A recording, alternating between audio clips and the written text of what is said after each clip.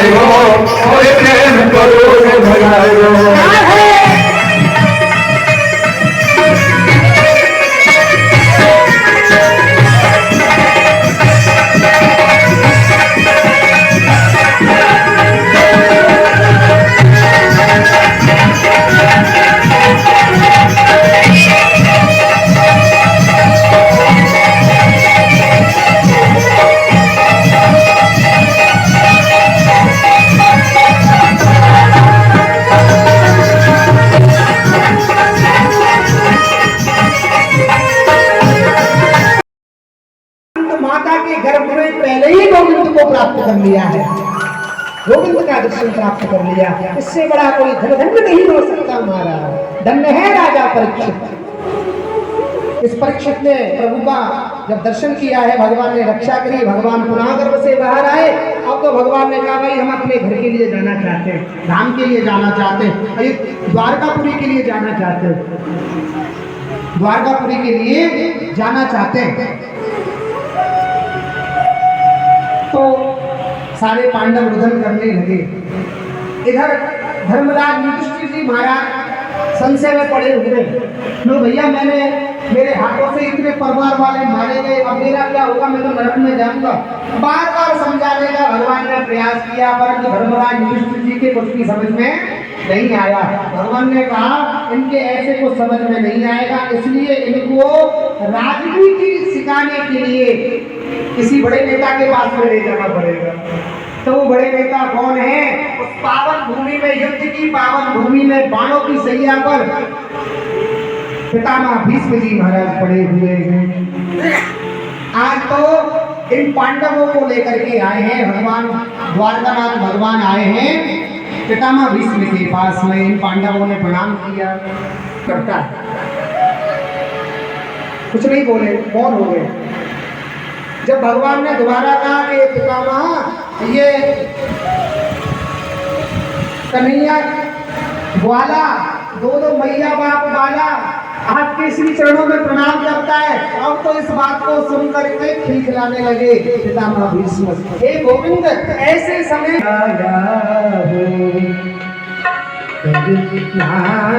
गया सागर तुम्हारे दर पे आया हूँ, तुम्हारे दर पे आया हूँ।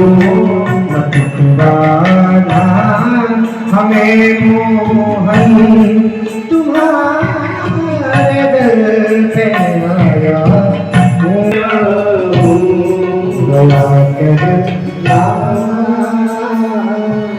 दया करने के लिए भगवान पधारे।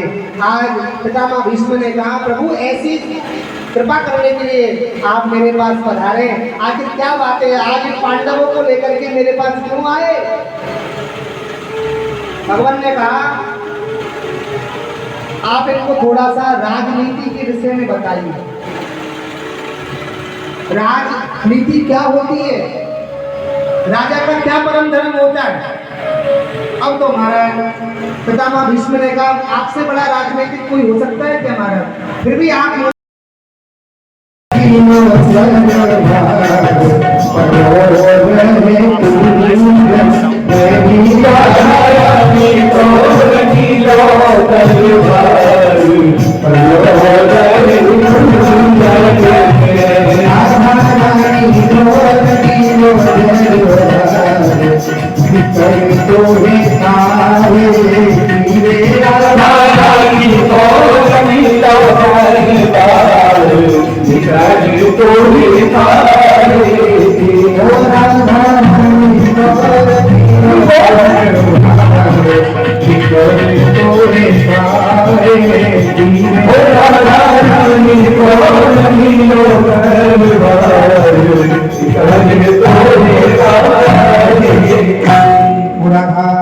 सरकार की जय। इसी क्रम में 6 प्रश्नों के उत्तर महाराज श्री सूत जी महाराज ने दिए। सूत जी महाराज ने कहा प्रभु आगे आप जो भी प्रश्न करो, उन प्रश्नों का मैं उत्तर देने से पहले अपने गुरुदेव सुखदेव जी की प्रार्थना करना चाहता हूँ, उनको थोड़ा याद करना चाहता हूँ। और महिला सोमनाथ कृषि बोले हाँ महाराज करिए करिए, याद करिए। जैसे याद किया फिर इनके मन में प्रश्न उठ गया, हाय ये तो बता दो महाराज ये सुखदेव जी थे कौन, इनका जन्म कैसे हुआ, क्या कारण लेकर के जन्म हुआ, जरा बताओ तो सही। हमने तो ये भी सुना है कि जिस समय सुखदेव जी का जन्म हुआ था तो अपने नाथ को कंधे पे डाल करके वन में चले गए थे, और इनके पीछे पीछे इनके पिता वेदव्यासी इनको रोक रहे थे, पर ये रुके नहीं। क्या वही सुखदेव है? हाँ हाँ। अब तो हमारे मंगल में बड़ा ही सुंदर भाव दिया है। यम प्रत्यंत मनवेद मवेदित्यं द्वीपायनो विरह कादर आजुहावा पुत्रेति तन्मयतया तरवो विनेदुस्तं सर्वभूत हृदयं मुनिमान तोस्मि यम प्रत्यंत मनवेद मवेदित्यं द्वीपावा पुत्रेति तन्मयतया तरवो मुनिमान तोस्मि। सुखदेव जी गोलोक में राधा रानी के प्रिय सुख थे। एक बार राधा रानी ने सुखदेव जी से कहा कि सुखदेव, हे सुख, तुम भूतल पर जाओ और भगवान के नाम का प्रसार प्रसार करो। तो सुखदेव जी ने राधा रानी से कहा, राधा रानी सुखदेव जी की गुरु है, इसीलिए भागवत में कहीं राधा नाम नहीं आया। राधा नाम आ जाता तो 12 साल की समाधि में चले जाते हैं सुखदेव जी। और यहाँ 7 दिन का साथ लगा हुआ है राजा परीक्षित को कि 7वें दिन तक्षक के दंशन से तेरी मृत्यु होगी, तो उसका उद्धार कौन करता। और एक बात और पक्की है, अपने गुरु जी का नाम, अपनी पत्नी का नाम, अपने बड़े बेटे का नाम, अपने माता पिता का नाम एक क्षण में नहीं लेना चाहिए, सहज में नहीं लेना चाहिए, थोड़ा विचारना चाहिए। आजकल तो महाराज पत्नी पति का नाम ले रही है और पति राधे राधे। मैम साहब उठी नहीं है बिस्तर में से, तब से बोल, अरे सुनील थोड़ा चाय बना के लाओ मेरे लिए, बैठती लेके आओ, है ना। वो कह रही है सुनील, वो कह रहा सुशीला, प्रेम से बोले राधे राधे। पहले के समय में, आज भी हमारे ब्रज में क्षेत्र में आप जाओगे, देहात में जाओगे, ब्रजभूमि में जाओगे तो वहां नाम नहीं लेते, महर कह देते हैं। जी अजी सुनना, इधर आओ, अरे लाला की मम्मी, ऐसे भी कह देते हैं, मतलब बोलने का वो होता।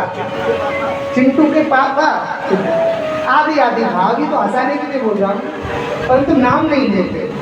परंतु महाराज आजकल की मॉडर्न माताएं जेकर नाम लिए तो उनको भोजन की चले के पानी हजम नहीं होता। बिस्तर भी बेचारा पति लगा रहा है। देखो 2 प्रकार की पत्नियां होती हैं, एक होती है दक्ष नायिका, एक होती है वाम नायिका। वाम नायिका वो होती है जो पति के आगे हाथ जोड़ के खड़ी रही। पति ने कहा सुन लो पानी लेके आओ, जी स्वामी, जी स्वामी, भोजन लेके आओ, जी स्वामी, जी स्वामी के अलावा कोई जाने ना, आगे कुछ बोले ही ना, उसको कहते हैं वाम नायिका। बेचारी हमेशा चरणों में झुकी रहेगी, जी स्वामी, जी स्वामी। और एक होती है दक्षिणायिका उसको बोलते हैं जो दहेज लेकर के आती है, जहाँ बड़ी बड़ी डिमांडें की जाती हैं। अरे मेरा लड़का महाराज 1 महीने में 20 लाख रुपए कमाता है, तुम शादी में कितने लाख लगा रहे हो ये बताओ। हाय हाय, पूरा भिखारी बना उसको दिखा दिया जाता है महाराज। क्षमा चाहता हूँ, आपको अगर गलत लगे तो मेरे से बात में कह देना, महाराज जी ऐसी बातें मत किया करो। मैं उससे बड़ा भिखारी किसी को नहीं समझता जो अपने लड़के के ब्याह में दहेज मांगता है। सबसे बड़ा हिंदुस्तान का भिखारी है, सबसे बड़ा भिखारी, उससे बड़ा कंगला कोई नहीं हो सकता। बुरा लगे लग जाए, भाग जाओ महाराज, कोई परेशानी नहीं, नो टेंशन।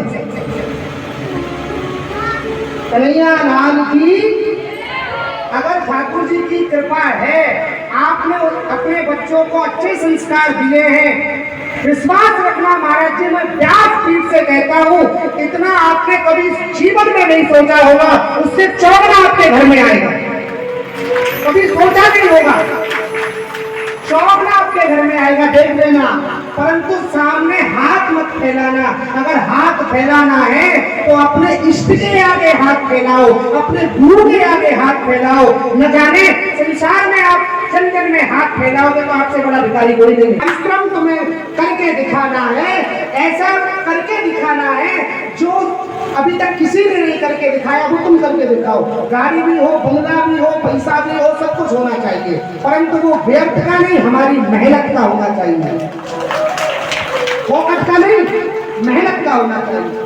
ये बच्चों को संस्कार दो। अरे महाराज मर्सिडीज चाहिए कि 50 बीघा खेत चाहिए कि 50 लाख रुपए चाहिए, सोने की चेन चाहिए, अंगूठी चाहिए। बेचारा लड़की वाला अपने पूरे परिवार को देख दे पर तुम्हारी मांगों को पूरी करे। राधे राधे। नंगा भी बोलेगा तो कोई परेशानी नहीं है, परंतु आज के समय में 5 साल की लड़की को अगर हम बिगर वस्त्र के दुलाते तो बहुत लज्जा की बात है महाराज, बहुत शर्म की बात है।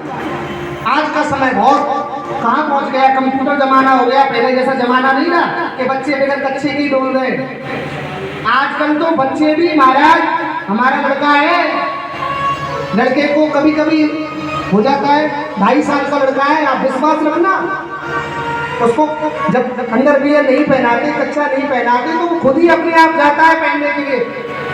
और वो कभी मम्मा नहीं बोलता, पापा ही बोलता है, पापा ये, अरे मैंने भी इसको भाई कपड़े पहनाओ, ये ऐसे अच्छा नहीं लगता।